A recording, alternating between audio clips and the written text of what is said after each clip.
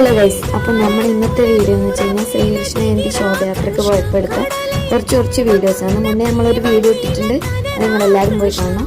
അപ്പോൾ നമ്മുടെ ഈ വീഡിയോ എന്ന് വെച്ച് കഴിഞ്ഞാൽ പോയപ്പോൾ ഉള്ള കുറച്ച് കാര്യങ്ങൾ എടുത്തിട്ടുണ്ട്. അപ്പോൾ അതൊരു വീഡിയോ ആക്കി ചെയ്തതാണ്. അപ്പോൾ നമുക്ക് ഇതിനകത്തുള്ള ക്ലിപ്സ് കാണാം.